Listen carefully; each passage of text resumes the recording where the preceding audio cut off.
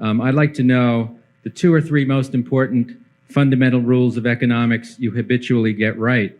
In other words, what are the fundamental rules of economics you used to make money for Berkshire? And I'm not talking about Ben Graham's principles here, but rather rules of economics which may be found in an economics textbook. We try to. I mean, we try to follow Ben's principles in terms of the attitude we bring toward both investing and in buying businesses. But what we're trying to do is we're trying to find a business with a wide and long-lasting moat around it, protecting a terrific economic castle with an honest lord in charge of the castle. In essence, that's what business is all about. I mean, you may want to be the lord of the castle yourself, in which case you don't worry about that last factor. But what we're trying to find is a business that, for one reason or another, it can be because it's the low-cost producer in some area.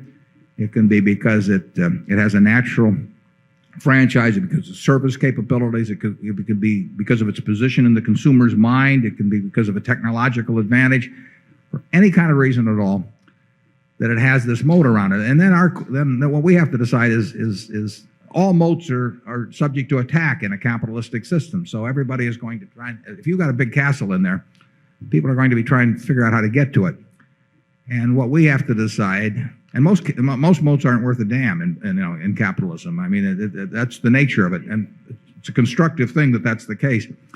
But we are trying to figure out why is that castle still standing, and what's going to keep it standing or cause it not to be standing 5, 10, 20 years from now. What are the key factors, and how permanent are they?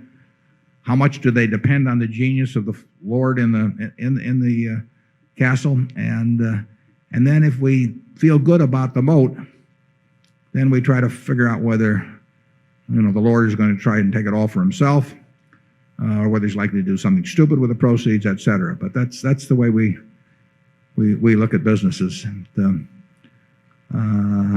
Charlie, you want to add anything? Well, I think he wants it translated into the ordinary terms of economics.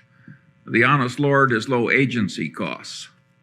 That's the word in economics. And the microeconomic business advantages are, by and large, advantages of scale. Scale of market dominance, which can be a retailer that just has huge advantages in terms of buying cheaper and enjoying higher sales per square foot. So by and large, you're talking economies of scale. You can have scale of intelligence. In other words, you can have a lord with enough extra intelligence that he has a big advantage. So by and large, you're talking scale advantages and low agency costs.